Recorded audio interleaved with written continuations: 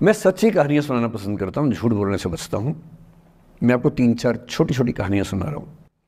ये सारी कहानियाँ सच्ची हैं, 1-1% सच्ची हैं, पर मैं किसी का नाम नहीं लूँगा। जिनकी कहानी है उनका नाम नहीं लूँगा, उनकी प्राइवेसी का मामला है। पर हाँ, सच्ची कहानियाँ हैं।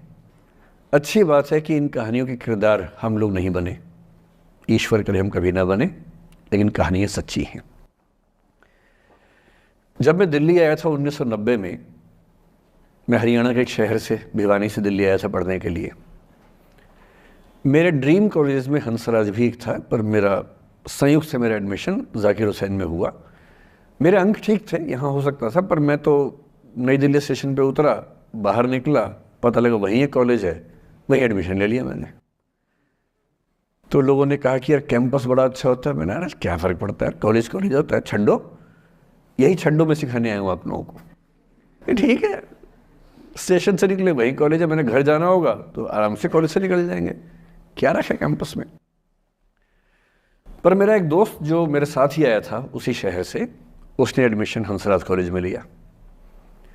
मैं और वो स्कूल के डिबेटर्स थे, डिबेटिंग में हम लोग स्कूल टाइम से काफ़ी एक्टिव थे। डीयू में आए तो यहाँ भी एक्टिव रहे। डीयू में मैंने करीब 5 साल डिबेटिंग की और मेरा ख्याल है कि लगभग 300-400 डिबेट्स मैंने जीती होंगी डीयू में, कुछ हरी भी होंगी, लेकिन मैंने खूब डिबेट, वो मेरा दरअसल दाना पानी था, रोजी रोटी मेरी वही थी कॉलेज के दिनों में। घर से पैसे मैं लेता नहीं था, मिलते भी नहीं थे, लेना क्या था, ऐसी स्थिति भी नहीं थी उस समय मेरे घर में कि मिल सके। तो डिबेटिंग मेरा रोजगार था, एम्प्लॉयमेंट था मेरा, उससे काम चल जाता था आराम से। उसका भी चल जाता था, वो हंसराज से था, मैं जाकिर हुसैन से था। हम खूब डिबेट्स में मिलते थे।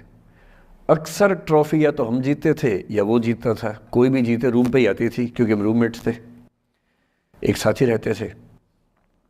वो मुझसे योग्यताओं के मामले में 21 था, बल्कि अगर वो 21 था तो मैं 15 ही रहा हूँगा या 12 रहा हूँगा, 22 या 21 तो नहीं रहा हूँगा, मुझसे बेहतर था योग्यताओं में, बड़ा अच्छा व्यक्ति था। ग्रेजुएशन के बाद मैंने एमए हिंदी साहित्य में एडमिशन लिया, जबकि बीए ऑनर्स हिस्ट्री में किया था मैंने। उसने तय किया कि वो कुछ और करेगा, प्रोफेशनल कोर्स करेगा, नौकरी करेगा, तो वो चला गया दिल्ली से। मैं दिल्ली में रहा। फिर मैं एमए के बाद तैयारी करने लगा यूपीएससी की। तब तक मैं यूजीसी जेआरएफ कर चुका था। पहला अटेम्प्ट दिया, प्रीलिम्स हो गया। मेंस मेरा 96 के मेंस की बात कर रहा हूँ, मेंस शुरू होने वाला था, 2 दिन रह गए थे। करीब 10 दिन पहले वो मेरे पास आया हुआ था दिल्ली में, मिलजुल के अच्छे से बात करके गया था। उन दिनों उसका एक प्रेम संबंध कहीं हमारी ही एक मित्र के साथ चल रहा था। हम सब दोस्त थे, तो उनमें से 2 लोगों का आपस में का अफेयर था। मुझे नहीं पता क्या हुआ, लेकिन मेरे मेन एग्ज़ाम से 2 दिन पहले रात को 12 बजे एक फ़ोन आया और ये बताया गया कि मेरे दोस्त ने फंदा लगा के अपनी जीवन लीला समाप्त कर ली है। वो दिल्ली से दूर था कहीं, और जिस व्यक्ति के बारे में मेरी राय ये थी कि उतना जीवट वाला व्यक्ति कोई हो नहीं सकता, जो ज़िंदगी से हार सकता ही नहीं, जिसके होने से कई लोग हमेशा जीता हुआ महसूस करते हैं, वो चुपचाप एक बंद कमरे में ज़िंदगी से हार गया। मैं आज तक नहीं समझ पाया कि ऐसा कैसे हुआ। बाद में टटोला, उसके पेरेंट्स से बात हुई, भाई से बात हुई, उन्होंने उसकी याद में एक सोशल वर्क शुरू किया ताकि किसी और बच्चे को ऐसा ना करना पड़े। तो जो हल्का हल्का अनुमान हुआ वो है कि शायद कुछ ऐसा था रिलेशनशिप में जो नहीं संभल पाया था, और रिश्ता टूट ना जाए इसका दबाव बहुत ज़्यादा था, और वो दबाव झेल नहीं पाया। इस उम्र में ऐसा फेज़ आता है, कई बार आता है। ये एक कहानी है, हंसराज कॉलेज से ही जुड़ी है, इसलिए मैंने सोचा कि वहीं से बात शुरू करूँ। नाम जैसा कि मैंने कहा मैं नहीं बताऊंगा, तो नाम बताने का मतलब भी नहीं। और वो जिसकी मैं कहानी सुना रहा हूँ, आप लोगों के जन्म से पहले की बात है। आप तो सब 21वीं सदी वाले बच्चे होंगे ना, जेन ज़ी होंगे आप सब लोग, तो ये तो बहुत पुरानी बात है। एक दूसरी कहानी सुनाता हूँ। मैं आपको 2-3 कहानियाँ सुनाऊंगा, फिर उन सबका सार निकाल लेंगे एक साथ हम लोग। दूसरी कहानी ये है कि जब मेरा सिलेक्शन हो गया 97 में, 96 अटेम्प्ट में पहले बार में मेरा सिलेक्शन हो गया था, मैं एक्सटेंशन लेके तैयारी कर रहा था और डीयू में मैं पढ़ा भी रहा था उस समय। तब मैं शायद डीएवी कॉलेज में था या अग्रसेन, मैं 2 जगह पढ़ा है डीयू में, तो उनमें से किसी कॉलेज में पढ़ा रहा था उस समय में। तो उस समय एक लाइब्रेरी है कैंपस में ही, सेंट्रल रेफरेंस लाइब्रेरी, आप जानते होंगे, CRL बोलते हैं, जो विवेकानंद जी की स्टैच्यू है उसके सामने ही वो लाइब्रेरी है। उस लाइब्रेरी में नीचे सब बैठ के पढ़ते हैं और टॉप फ्लोर पे रिसर्च फ्लोर है जहाँ MPhil PhD वाले बच्चे पढ़ते हैं। मैं उस समय शायद PhD कर रहा था या MPhil खत्म हुई थी, वहीं बैठता था, पढ़ता था रोज़। कई दोस्त पढ़ते थे हम लोग वहाँ। हम सुबह 8 बजे लाइब्रेरी खुलते ही वहाँ घुसते थे, रात को 1 बजे निकलते थे लाइब्रेरी बंद होने के समय। तो वहाँ एक छत थी, छत पे छोटी सी कैंटीन थी जहाँ हम लोग जब जब बोर होते थे दिन में 3-4 बार जाके चाय पीते थे। चाय पी ली, बिस्किट खा लिया, थोड़ी गप्पे मार ली, वो सब वहाँ करते थे। तो वहाँ मेरे बहुत सारे दोस्त थे, उनमें से कई लोग अब बहुत सीनियर सिविल सर्वेंट्स हैं, कुछ लोग प्रोफेसर्स हैं डीयू में। 2 बच्चे थे मुझसे जूनियर, 3-4 साल जूनियर थे, बड़े प्यारे बच्चे थे। मुझे उस समय तक पढ़ाई लिखाई का शौक अच्छा खासा हो गया था, तो वो रोज़ मेरे साथ बैठते थे केवल बात करने के लिए, किसी मुद्दे पर बहस करनी है तो बहस होती थी, समझते थे। फिर मुझे पता लगा कि वो दोनों रिलेशनशिप में हैं, रिश्ते में हैं, दोनों ने शादी भी कर ली। उनकी योजना डीयू में पढ़ाने की थी या सिविल सर्विस की भी थी शायद, पता नहीं। मेरा इंटरेक्शन बहुत ज़्यादा उसके बाद रहा नहीं उनसे, क्योंकि मैं सर्विस में चला गया था। इतने जिज्ञासु बच्चे थे दोनों, इतने जिज्ञासु कि उनसे मिलकर तबीयत खुश हो जाती थी, कि हर चीज़ जानने का मन करता था उनका, हर विषय पढ़ने का मन करता था। एकदम जीवन से भरे हुए बच्चे, आंखों में चमक ऐसे। फिर दोनों की शादी हुई तो मैं शादी में जा नहीं पाया, क्योंकि मेरा रिश्ता सिर्फ लाइब्रेरी में 1 घंटा गप मारने वाला था, उससे ज़्यादा था नहीं रिश्ता उनके साथ। फिर सुनता रहता था कि मैं सब बढ़िया चल रहे, पढ़ाई कर रहे हैं, तैयारी कर रहे हैं। इंटरकास्ट मैरिज की उन लोगों ने, खूब हंगामा हुआ, दोनों घर में तलवारें खिंच गई, किसी तरह से तलवारें संभाली गई, मैनेज हुआ, दोनों साथ रहने लगे। और फिर 3-4 साल के बाद एक दिन मैंने खबर सुनी कि उस बच्ची ने फंदा लगा के जीवन लीला समाप्त कर ली। ये बात भी दिल्ली विश्वविद्यालय की है, उस दौर के सब लोग इस कहानी को जानते हैं। मेरे ख्याल से ये दोनों कहानी आपकी प्रिंसिपल मैडम जानती होंगी, नहीं ध्यान कर पाएंगे तो मैं उनको जैसे नाम बोलूँगा अकेले में, वो तुरंत समझ जाएंगे मैं किसकी बात कर रहा हूँ। मैं आज तक नहीं समझ पाया कि ऐसा क्या हुआ होगा। तो बाद में अनुमान जो हुआ वो ये, इंटरकास्ट मैरिज, परिवार का दबाव, समाज का दबाव, आपस के दबाव, टॉक्सिक रिलेशनशिप, अंत में उस दबाव को न झेल पाना और जीवन समाप्त कर देना, ये हुआ। ये 2 घटनाएं हैं। एक तीसरी घटना ये है कि दिल्ली में आज से 25 साल पहले घटना घटी। आप लोग तब बस पैदा हुए होंगे, घुटनों में चल रहे होंगे, या उससे 5-7 साल पहले की बात रही होगी। ये घटना दिल्ली के सब सीनियर लोग जानते हैं, जिनकी उम्र 35-40 साल है वो सब जानते हैं इस घटना को। मोबाइल फ़ोन में वीडियो नया नया आया था उस समय। अब तो आपके हर फ़ोन में वीडियो है, अब तो सामने भी है, ताकि आप वैसा वाला मुंह बना के सेल्फी खिंचवा सके। पाउट बोलते हैं ना, मैं उसको देसी भाषा में सूअर जैसा मुंह बोलता हूँ, और वैसा ही बनता भी है, क्यूट क्यूट सा सूअर जैसा मुंह बना के लोग सेल्फी खिंचवाते हैं, उसको बोलते हैं पाउट। तब तो कैमरा फ़ोन में पहली बार आया था, तब लोग अभ्यस्त नहीं थे। अब जैसे आप लोग कितने अभ्यस्त होंगे, हम भी होने लग गए। अब हम किसी से बात करते हैं तो हम ये एज्यूम करके चलते हैं कि उसने फ़ोन में कुछ ना कुछ ऑन कर रखा होगा, या तो आवाज़ रिकॉर्ड करेगा या वीडियो बनाएगा। तुम कितने केयरफुल होकर बोलते हैं, कितने कॉन्शियस रहते हैं। और सर्विलांस सोसाइटी की सबसे बुरी बात यह है कि हम हमेशा चौकन्ने रहते हैं, हम सहज हो ही नहीं पाते। सहज रूप से 2 लोग बात कर लें, हो ही नहीं पाता। तो मैं तो अपने ऑफिस में कई बार ऐसा करता हूँ, जब हम 3-4 लोग बैठते हैं इनफॉर्मल बातचीत के लिए, हम सब अपना अपना फ़ोन कमरे के बाहर छोड़ के आ जाते हैं, फिर 2 घंटे बात करते हैं। इस भय से मुक्त होके कि कहीं कोई रिकॉर्ड तो नहीं कर रहा। ये हालत है आज की। उस ज़माने में तो फ़ोन थे। मोबाइल फ़ोन आया था भारत में लगभग 1995 के आसपास पहली बार। बड़ा महंगा था, 16 रुपये प्रति मिनट इनकमिंग, 16 रुपये प्रति मिनट आउटगोइंग, ये रेट से उस समय। और फ़ोन वो थे जिनसे आप कील भी ठोक सकते हैं, वैसे वाले फ़ोन थे, बटन वाले फ़ोन थे। नोकिया एक कंपनी थी, उसके फ़ोन हुआ करते थे। उसके 4-5 साल के बाद क्या हुआ, पहली बार किसी कंपनी ने फ़ोन में कैमरा लगा दिया। ये बात उस समय के लोग नहीं समझते थे। जब भी नई तकनीक आती है उसको समझने में टाइम लगता है। जो पहले समझते हैं फ़ायदा उठा लेते हैं, जो थोड़ा लेट समझते हैं वो उसका नुकसान उठाते हैं।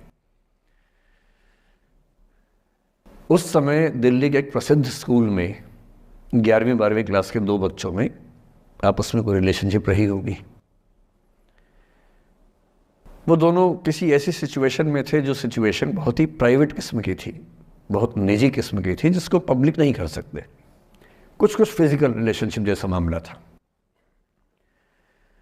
उस दुष्ट लड़के ने लड़कों के इतिहास को कलंकित, लड़कों का इतिहास वैसे भी कलंकित ज़्यादा है, उसे और कलंकित करते हुए उस पूरे सिचुएशन का वीडियो बना लिया।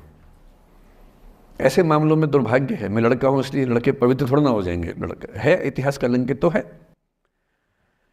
उसका वीडियो बना लिया और दुष्टता का चरम स्तर निभाते हुए वो वीडियो अपने एक दोस्त को शेयर कर दिया। ये कहे कि किसी और को दिखाना मत, जैसा कि होता है अफवाहों की दुनिया में। हर अफवाह एक व्यक्ति एक को ही बताता है, ये कहे कि किसी और को मत बताना, और अगला व्यक्ति भी अगले को यही कहे कि बोलता है किसी और को मत बताना। और इस तरह से पूरे शहर को खबर होती है और सबको लगता है कि सिर्फ मुझे पता है। वो वीडियो फैल गया। नए नए फ़ोन आए थे, पर वो फ़ोन कम लोगों के पास थे, कैमरे वाले फ़ोन। तो फ़ोन से कितना फैलता, ज़्यादा नहीं फैला। लेकिन उस समय दिल्ली की एक कुख्यात मार्केट हुआ करती थी, पालिका बाज़ार, अभी भी है, पर तब वो कुछ और कामों के लिए कुख्यात हुआ करती थी। अब तो कपड़े मिलते हैं, तब कपड़ों के साथ कई चीज़ें और मिलती थी वहाँ। जैसे गंदी फिल्मों की सीडी चाहिए हो तो वहाँ मिलती थी, ग्रे मार्केट में, चोरी छिपे। इस वीडियो को सीडी में कन्वर्ट करके लोगों ने वहाँ से खरीदा, लाखों करोड़ों की संख्या में। नए नए टेलीविज़न चैनल प्राइवेट आए थे, और प्राइवेट टीवी चैनल को खबरों की भूख इतनी होती है कि वो खबर के लिए जान दे सकता है और जान ले भी सकता है किसी की। 24 घंटे इस खबर पे, इस चीज़ पर खबरें चल रही थी सारे चैनल्स में कि ये वो लड़का है जिसने ऐसा किया, ये वो लड़की है, ये वो स्कूल है, इस स्कूल की प्रिंसिपल से बात करेंगे, इससे बात करेंगे। वो जो बच्ची थी जिसकी इसमें कोई गलती नहीं थी, सिवाय इसके कि वो किसी एक लड़के से प्रेम करती थी, जो कि उस उम्र में बच्चे कर बैठते हैं। इसके लिए बहुत चिल्लपौनी मचानी चाहिए। बच्चों को आप हर बात पे अपराधी नहीं मान सकते। उस बच्चे की गलती सिर्फ इतनी थी कि उसने अपने दोस्त पे भरोसा किया, जो भरोसे के लायक था नहीं। वो नीच किस्म का व्यक्ति था जिसने उस संबंध की गरिमा को समझा नहीं। उस बच्ची के घर के बाहर 24 घंटे न्यूज़ चैनल से कैमरे खड़े रहे। घर से कोई भी निकले 50 कैमरे पीछे, आप बताइए आपकी बेटी कैसी है, आप बताइए आपकी बहन कैसी है। अंत में उस पिता ने अपनी बच्ची को इस देश से बाहर भेज दिया। उसके कुछ दिन बाद की जो खबर टीवी चैनल से नहीं दिखाई, उसके पिता ने आत्महत्या कर ली। ये तीसरा इंसिडेंस है। ये सारी खबरें सच्ची बता रहा हूं मैं, इनमें से एक भी झूठ नहीं है। झूठी कहानियों से मोटिवेशन दिया जा सकता है, मैं जानता हूं, पर जब सच्ची कहानियां हैं तो मैं झूठ क्यों बोलूं? सारी सच्ची कहानियां बता रहा हूं मैं आपको। एक चौथी कहानी जो आप में से कई लोगों की होगी। मेरा एक स्टूडेंट है, सिविल सर्वेंट है, सीनियर लेवल पे है, करीब 40 साल का है। उसने आज तक शादी नहीं की। क्या उसकी शादी करने की इच्छा नहीं थी? पूरी इच्छा थी। फिर क्यों शादी नहीं की? भाई कुछ लोग तो होते हैं कि शादी करनी ही नहीं, कोई मिशन है। योगी जी हैं, मोदी जी हैं, ठीक है, उनका तो मिशन है। ममता जी है, उनका मिशन है। पर जिसका जीवन में ऐसा कोई मिशन नहीं है और जिसको प्रेम करने का मन भी करता हो, वो तो शादी करता है आमतौर पे। उसने शादी क्यों नहीं की जानते हैं? जब वो 25-26 की उम्र में था, जब वो मेरा विद्यार्थी भी था, एक दिन मेरे पास आके बोला कि सर एक बात करना चाहता हूँ। मुझसे मेरे स्टूडेंट्स ऐसी बातें खूब करते हैं पर्सनली आके, अब तो मैं टाइम कम दे पाता हूँ, पहले तो ये सब होता रहता था क्लास के अलावा। एकदम रोता हुआ आया, आंखों में आंसू भरे हुए बहुत सारे। अरे क्या हो गया भाई? तो फिर उसने किसी का नाम बताया कि सर वो ही मेरी स्टूडेंट थी, कि सर उसके साथ रिलेशनशिप थी, उसने धोखा दिया है मुझे। अच्छा, धोखा देने वाली कहानियाँ मुझे बहुत अपील नहीं करती। मेरा मानना है कि दोनों पक्षों की गलतियाँ होती हैं। आप केवल अपने पर्सपेक्टिव से सोच सोच के धोखा करते रहते हैं, ऐसा थोड़ा ना होता है भाई। कुछ तो मजबूरियाँ रही होंगी, कोई यूं ही बेवफा नहीं होता, कुछ तो वजह होगी ना। आप थोड़ा उसकी वजह, उसका भी तो, उसकी कहानी भी तो सुनिए। और मैं जब जब दोनों कहानियाँ सुनता हूँ मुझे लगता है कि मामला ग्रे है। आप किसी एक पे उंगली उठा ही नहीं सकते कि इसने ऐसा किया। दोनों की गलतियाँ होती हैं, ऐसा थोड़ा ना कि एक की होती है। बहरहाल इन भाई साहब को ऐसा लगा कि धोखा हो गया उनके साथ। तो मैंने कहा चलो कोई बात नहीं यार, हो गया तो हो गया, तू नहीं कोई और सही, ऐसा क्या है। इतनी बड़ी दुनिया है, 8 अरब की आबादी अब है, उस समय भी 6-7 अरब तो थी। मैंने कहा 3.5 अरब 350 करोड़ में कोई तो होगी तुम्हारे लिए, ऐसा क्या है, कोई और देखेंगे। पर वो थोड़ा ज़्यादा सेंटिमेंटल था उस समय। धीरे धीरे पता नहीं उसके मन में क्या बैठ गया, उसके मन में ये बैठा कि दुनिया की सारी लड़कियां धोखेबाज होती हैं। ऐसे मूर्खों की कमी नहीं है दुनिया में, ऐसे बहुत मूर्ख हैं। दर्शन की दुनिया में इसे अवैध सामान्यीकरण कहते हैं, इलिसिट जनरलाइजेशन। इसका मतलब बहुत छोटे सैंपल के बेस पे ये समझ लेना कि ये थियरी पूरे ब्रह्मांड पर लागू होती है। एक लड़की ने धोखा दिया, मान लीजिए धोखा दिया, धोखा इसने दिया कि उसने दिया कि किसी ने दिया, जो भी कहानी हो, एक सैंपल से ये मान लेना कि सब ऐसे होते हैं।